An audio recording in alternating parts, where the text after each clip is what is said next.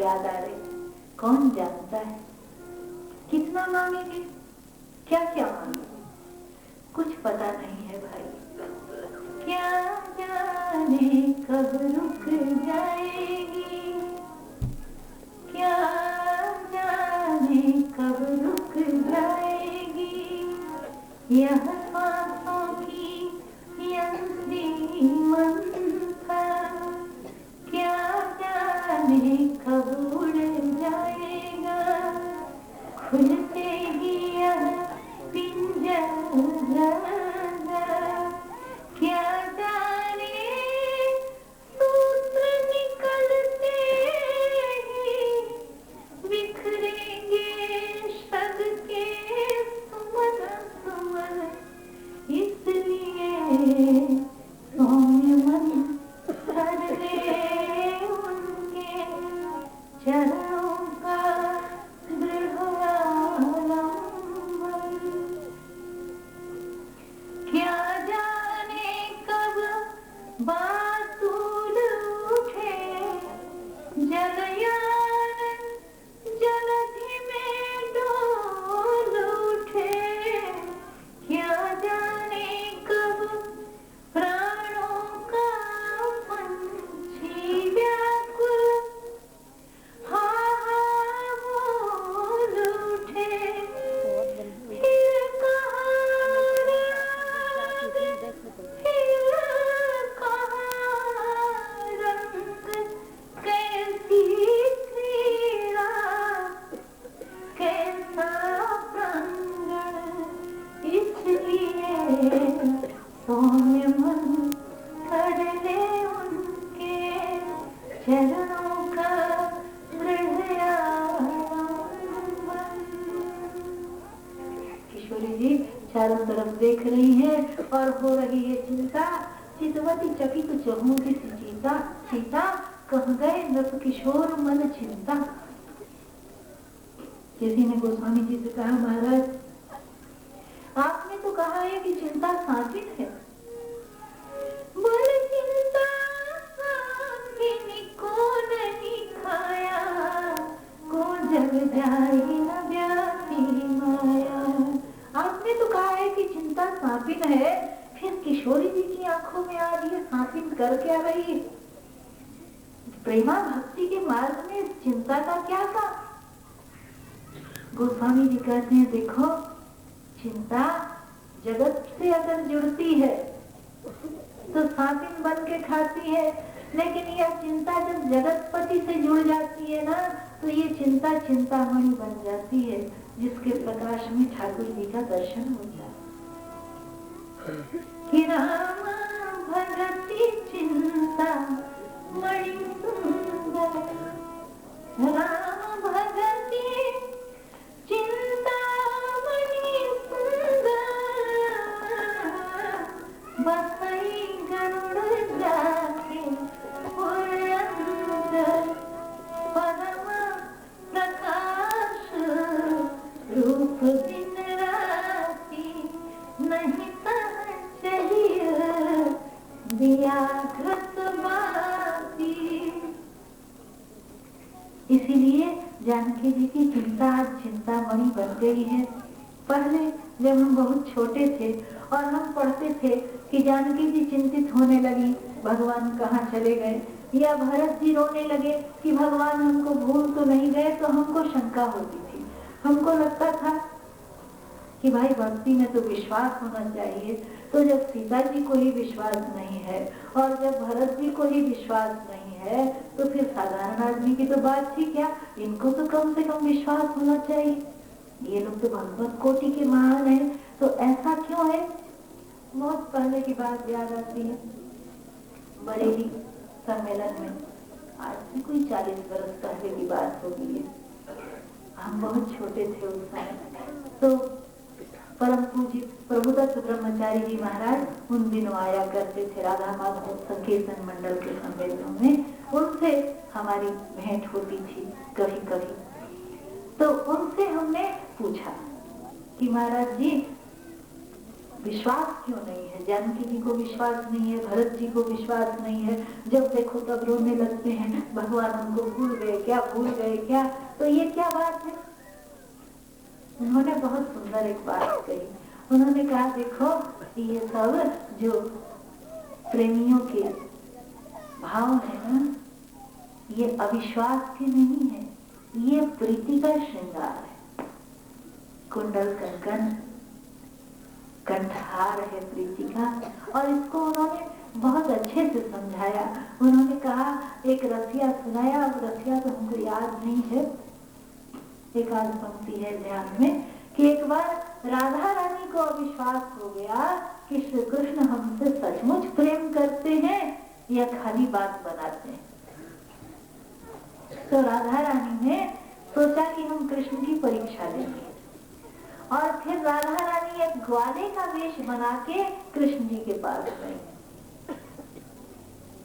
और सोचती हुई जा रही है कि आज हम श्री कृष्ण के पास जाके हम राधा की निंदा करेंगे और देखेंगे कि वे क्या कहते हैं। और मनी मन मनसूबा बना रही है कि जब हम राधा की निंदा करेंगी ग्वाले के वेश में जाके तो कन्हैया तो नाराज हो जाएंगे, बोलेंगे ऐसा मत कहो। अरे कहो कौन सी बात जगत में जैसी है भानु दुलारी, सखा तुम बोलो न बात बिचारी। सोच रही हैं कि कन्हैया को बड़ा बुरा लगेगा, क्योंकि कन्हैया तो यही कहते हैं कि राधा रानी ही हमारी हुंडी भरती है, हमारी हुंडी वही भूनती है, मेरे पास तो कुछ है ही नहीं। तो गई और बड़ा घुल मिल के जब दोनों मित्रों में बात होने लगी, यारी लग गई, तो गोप वेशधारिणी राधा ने कन्हैया का हाथ पकड़ के कहा कि अजी तुमको राधा कैसी लगती है? कन्हैया ने कहा ठीक ही है। राधा रानी ने कहा लेकिन क्या घमंडी नहीं है? बहुत घमंडी है, उतनी तो सुंदर भी नहीं है जितना गुमान है।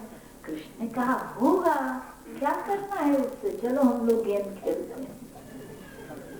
अब तो इनको बड़ा खटका लगा, देखो यही इनका प्रेम है।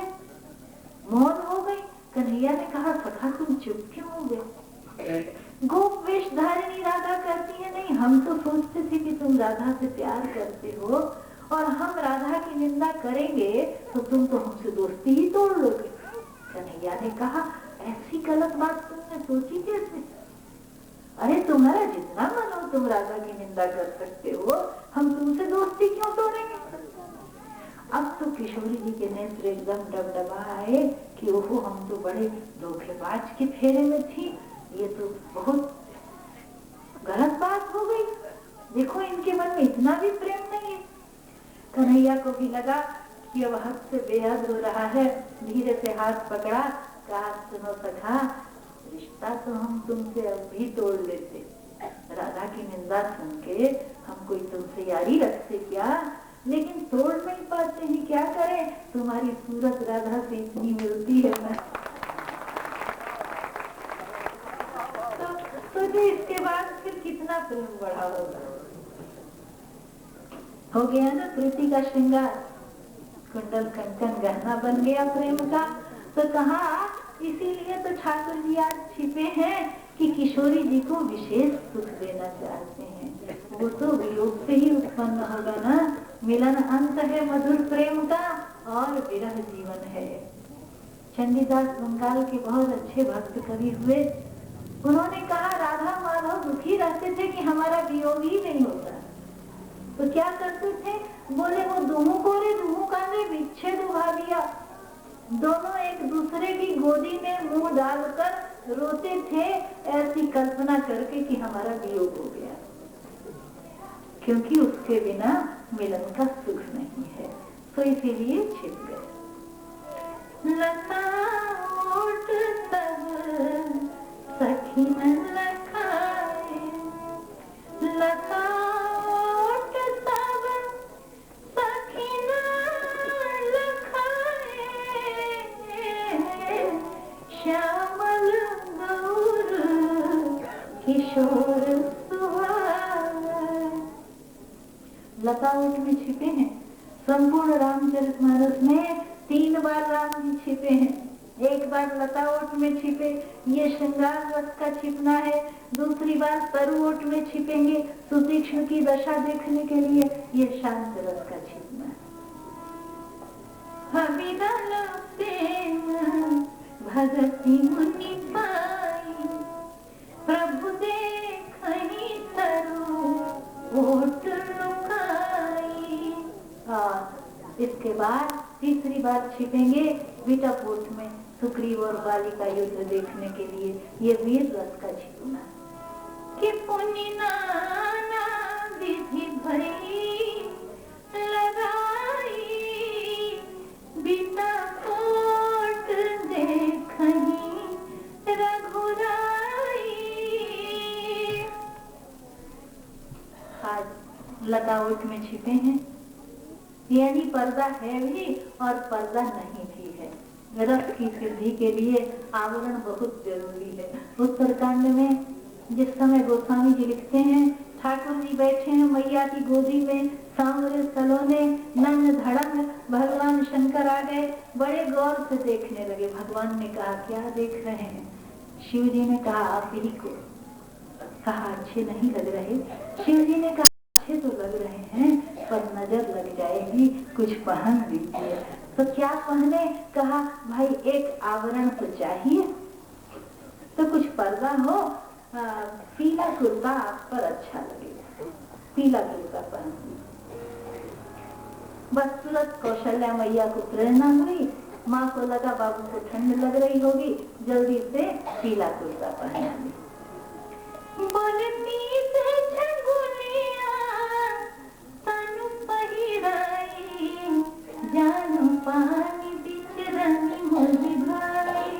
पीला कुर्ता पहन के सरकार कौशल्या मैया की गोदी में बैठे हैं। तब तक एक दूसरे भक्त आ गए, काकभूषुंडी जी। काकभूषुंडी जी ने कहा, बहुत गौर से देखा, प्रभु ने कहा क्या देख रहे हैं? काकभूषुंडी जी ने कहा आपका कुर्ता देख रहे हैं। प्रभु ने कहा आपके गुरुजी पहना के गए हैं, आप कहिए तो उतार लें। काकभूषुंडी जी ने कहा नहीं सरकार, आवरण उतरवाने का काम तो वेदांती करते हैं, हम तो सो नहीं है, लेकिन एक निवेदन है कि कुर्ते का कपड़ा जरा मोटा हो गया है। पीला कुर्ता ठीक है, पर कपड़ा जरा झीना हो कि खाली पीला न दिखे, भीतर से नीले श्रीअंग की भी छवि छटा दिखाई पड़े। तो तुरंत कौशल्या मैया को प्रेरणा हुई कि नहीं, कपड़ा जरा मोटा है, चुभता होगा तो फिर पीला ही, लेकिन झीना। बोलती झिंगुली तनु सोही, हिम संचित मणि भावती मोही। अब पीला और झीना कुर्ता पहन के ठाकुर जी बैठे हैं। पीले कुर्ते से श्याम अंग की छवि छटा छहरा कर बाहर आई। नील और पीत का मिश्रण हरा होता है, तो भक्त भी हरा भरा हो गया देखकर। आज सरकार भी छिपे हैं लताओट में। यूं भी परमात्मा का स्वभाव ही छिपने का। देखिए इतना सुंदर संसार बनाया। कोई कलाकार छोटी मोटी पेंटिंग बनाता है तो कोने में नाम लिख देता है। भगवान ने कहीं नाम लिखा है क्या किसी के पास? आप नहीं, कहीं नहीं, एकदम छिपा हुआ है परमात्मा। प्रकट होने की आदत तो जीव की है। अपना नाम लिए बिना रहा नहीं जाता। आगे से आगे अंगूठी में नाम डलवाएगा, थाली कटोरी में नाम, और तो और दान के लिए पंखे लगवाते हैं लोग, उसमें भी नाम लगवाते हैं। लटकने से बचने के लिए तो पंखा दान किया, तो नाम की ललक हमको होती है, बहुत होती, भगवान को नहीं। जीव का स्वभाव है। थाली कटोरी में भी तो नाम लिखा लेते हैं हम लोग, नहीं क्या? लेकिन भगवान तो छिपे ही रहते हैं, प्रकट नहीं होते। भगवान को छिपना बहुत प्रिय है।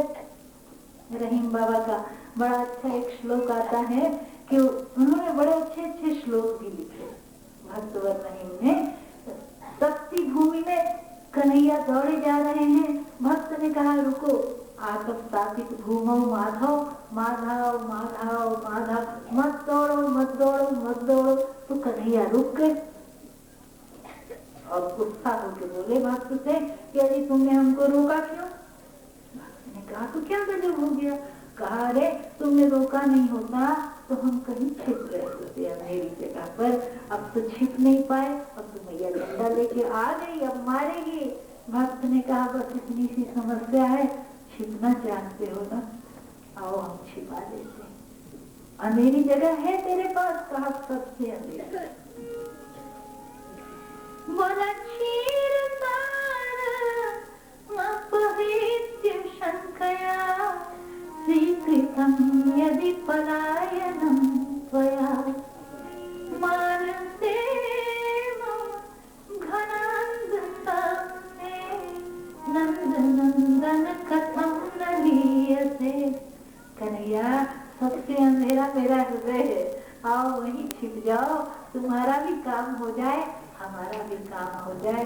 तो भगवान को छिपना इतना प्रिय है कि आज किशोरी जी को देखा तो छिप गए और सखियों ने कहा किशोरी जी वो देखिए लता ओट। बोले लता ओट सब सखी लखाए,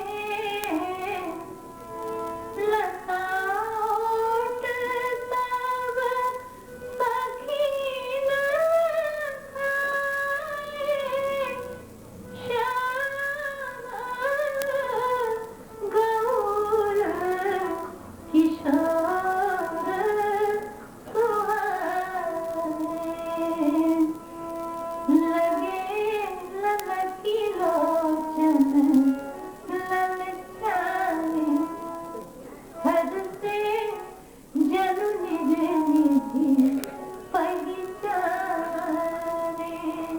सखियों ने दिखाया। वो देखिए किशोरी जी लता ओट में सरकार छिपे हुए हैं, जानकी जी के नेत्र ललचाकर जा लगी। किसी ने कहा भाई जब तक दर्शन नहीं हुआ था तब तक तो समझ में आता था कि दरद लागी लोचन लल जाने, अब तो दर्शन हो ही रहा है तो अब लल जाने का क्या मतलब है। लेकिन मानस का एक शब्द भी आप इधर से उधर नहीं कर सकते। बाबा कहते हैं लोचन ललचाने, अभी तक तो दर्शन का लोभ था, लेकिन जब दर्शन हो गया तो नियम है भाई जितना लाभ होगा उतना लोभ होगा, तो लोभ बढ़ गया। अभी तक तो इतना ही लोभ था कि एक बार दर्शन हो जाए, अब ये लोभ हुआ कि देखो ये जो श्याम रूप है इसका एक बिंदु हमारी आंखों में है ना। एक श्याम बिंदु अगर पर पुतलियों के गोलक में न हो तो ऐसे 1000 बल्ब जले तो भी कुछ दिखाई देगा क्या? किशोरी जी सोचती हैं एक श्याम बिंदु आंखों में है तो इतना सुख मिला, कहीं जो ये पूरी श्यामलता आंखों में आ जाए तो कितना सुख होगा। तो ये लोग हुआ और जतन किया इसके लिए। बोले लोचन मग, भगवान का मिलना ही बड़ी बात नहीं है,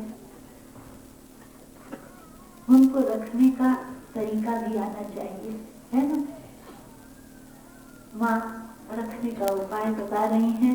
पहले आंखों में लाकर रखा, लेकिन जब आंखों में लाकर रखा तो थोड़ी देर में ही समझ में आ गया कि ये जगह ठीक नहीं है। क्यों? आंखों में तो प्रियतम को रखने की परंपरा है ही है। कबीर बाबा तो बोलते थे कि कबीरा काजल देखो अब तो दई न जाए, नैनन में पिय रमी रहो दूजो कहाँ समाए। कहते थे काजल लगाना भी मुश्किल हो गया। क्यों? क्योंकि आंखों में प्रियतम बसता है। तो किशोरी जी को क्या परेशानी कहा है? महाराजा रघुराज जी का एक सवैया आता है कि जानकी जी ने जब राम जी को आंखों में रखा तो वहां झगड़ा होने लगा। किसमें झगड़ा होने लगा? बोले कई हिस्से हैं ना, पुतलियां हैं और बरौनियां हैं और पलकें हैं, वो सब आपस में लड़ने लगे। क्यों भला? रघुराज जिलो की लिए जब से सब देह लगे संवारंगे धरि धीरज बोली उठी बरनी पगनी रज की रज ध्यारंगे। बरौनिया कहती हैं हम सबसे आगे आगे आती हैं, हम प्रीतम के चरणों की धूल छाड़ेंगे और ये जो पुत्रियां हैं ये नाराज हो रही हैं। बोली पुत्री कहे मार्ग से हट जा, पुत्रियां कहती रास्ते से हट जाओ, बार बार झपट के दर्शन में व्यवधान मत बनो। और आसमां कहे हारन डारन दे, प्रेमाश्रु उमड़े आ रहे हैं कि हम अश्रु बिंदुओं की माला पहनाएंगे प्रियतम को।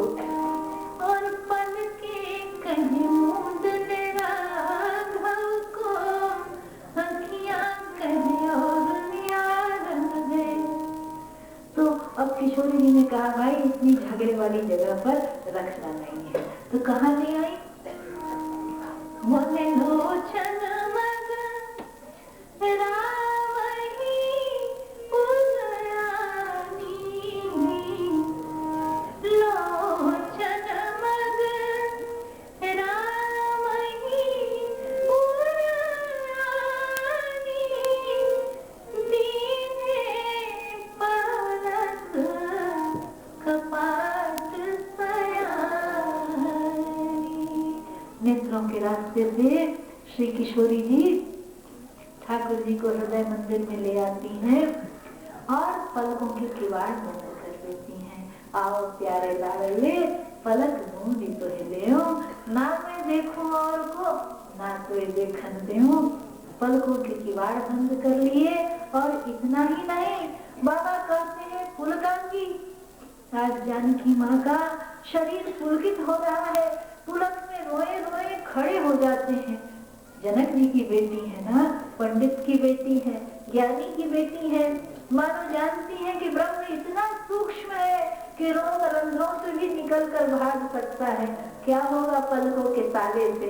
इसलिए रोए रोए को पहरेदार खड़ा कर दिया, खबरदार भागने नहीं पाओगे, एकदम बंद करके और प्रेम से भगवान का दर्शन कर रही हैं। बड़ा विवाद रहा, भगवान भीतर है या बाहर है, बाहर है या भीतर है। झगड़ा भी बहुत हुआ, जो कहते थे कि भीतर है उन्होंने कहा भीतर वाला ही सच है, बाहर वाला तो ढकोसला है। और बाहर वालों ने कहा कि भाई बिना हाथ पैर का भी कुछ होता है क्या, भीतर वाला सच नहीं है, कल्पना है। लेकिन बाबा ने कैसी सुंदर सुलझाई है ये पहेली, जब सखियों ने कहा नेत्र बंद हैं किशोरी जी के, भाई जब ऐसा अवसर आए तो आंखों को बंद करना चाहिए। व्यवहारिक जीवन में खुली आंखों का बहुत महत्व है, लेकिन प्रेमा भक्ति के मार्ग में 24 घंटे हैं आपके पास, 24 मिनट आप समझ लीजिए आपके नहीं है। 24 घंटे आप आंख खोल के चलिए और काम कीजिए, लेकिन 24 मिनट आप एक बार सिमट जाइए और बंद कर लीजिए आंख। बहुत फैलना ठीक तो है, लेकिन कभी सिमटना भी चाहिए, क्योंकि बहुत फैलने से बड़ी बड़ी नदियां सूख जाती हैं, हम तो कटोरे का पानी। इसलिए सिमट के भीतर, यहाँ आंख खोलकर नहीं मिलता, इस मार्ग में बंद करने से ही मिलता है। मानस में तो बाबा ने बहुत सुंदर सुंदर संकेत भी दिए हैं। जब जानकी जी को खोज रहे थे बंदर, गुफा में एक तपस्विनी माई मिलती है। बंदरों ने कहा माता जी जानकी जी का पता नहीं चल रहा है। स्वयं प्रभा तपस्विनी वह कहती है कि आंख खोल के खोज रहे थे कि बंद करके। बंदरों ने कहा माता जी क्या करती हैं, 1 महीने से पलक नहीं झपकाई, बिल्कुल खोल के खोज रहे थे। कहा इसीलिए तो अब एक काम करो, मूंदा हो नयन दिवर सजी जा, भैया हूँ सी सनी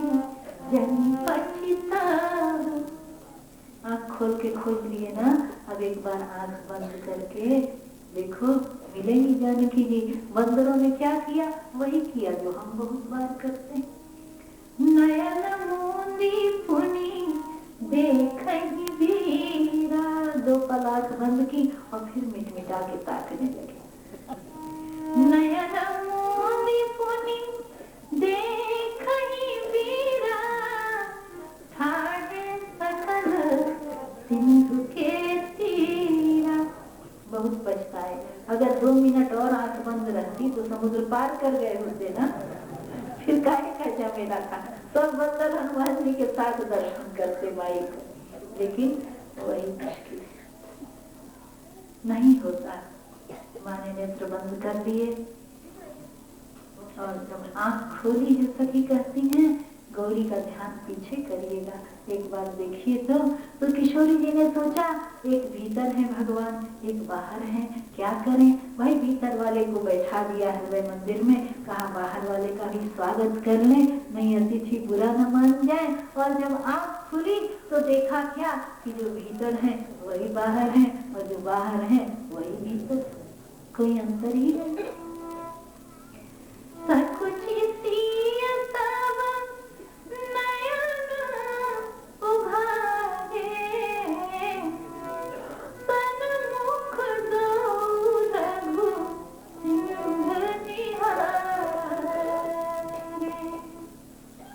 और जब सखियों ने कहा बहुत देर हो गई तो फिर लौटी नहीं है, बीच में छोड़ने वाली नहीं है भाई।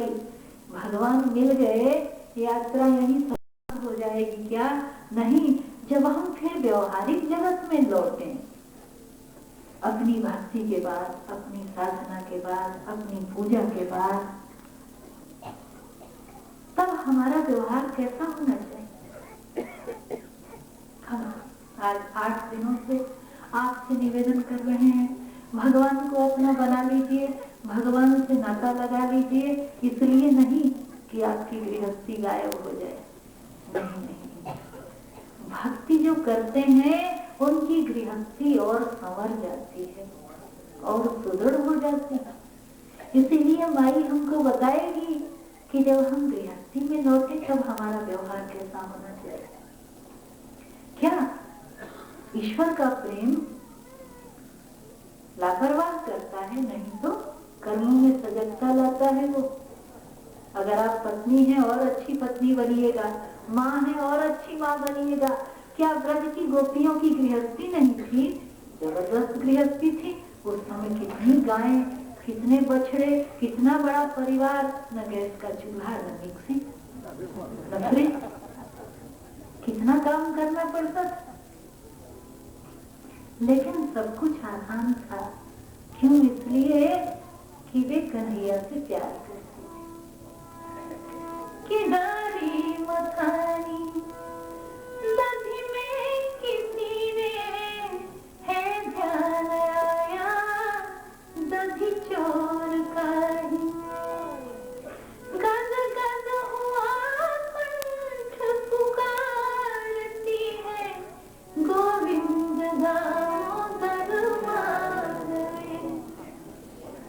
प्रत्येक कार्य उसके लिए ठाकुर जी की पूजा बन गया था, इसलिए कभी उनसे लापरवाही होती नहीं है। भक्ति गृहस्थी संवार देती है। अब देखिए जानकी जी बताती हैं कि जब आंख खोले और व्यवहार जगत में लौटे तब क्या करना चाहिए। कहा लौट रही है, एक बार पलटती है, बोलती है। सखियों ने कहा क्या देख रही है? बोली देखन मित मृग, यहाँ के मृग बहुत सुंदर हैं, उनको देख रही हूँ। फिर थोड़ा आगे जाकर फिर पलट के देखा, अब क्या देख रही? बोली विहंग, और फिर पलट के देखा, अब क्या देख रही है? बोली तरु, देखन मित मृग विहंग तरु, फिरई बहोरी बहोरी, देखी देखी रघुवीर सदन, बढ़ई प्रीति न थोरी। वे मृग नहीं देख रही, वे विहंग नहीं देख रही, वे तरु भी नहीं देख रही हैं, मृग देखती हैं तब भी राम जी को देख रही हैं, विहंग देखती हैं तब भी राम जी को देख रही हैं, तरु देखती हैं तब भी राम जी को देख रही हैं। अगर हमारा हृदय ऐसा बन जाए कि हमारा घर परिवार, हमारा संसार सब पर राम जी के हैं, इस भावना का तुलसी दल हम रख लें तो सब कुछ राम जी का प्रसाद बन जाएगा। इसीलिए हमारे आचार्य कहते हैं कि जो भगवान से प्रेम करता है ना, उसको संसार से प्रेम करके कभी पछताना नहीं पड़ता, क्योंकि उसके लिए यही रामचरितमानस का समाजवाद है। खाली माइक लेके बोलने से समाजवाद हो जाएगा क्या? अरे समाजवाद हमारे सदग्रंथ बताते हैं, हमारी गीता माता बताती है, सुनी चाहिए पंडिता समदर्शिना, सब जगह भगवान को देखो, हमारा रामचरितमानस बताता है। केवल अपने हृदय में भगवान को देखने से काम नहीं चलेगा।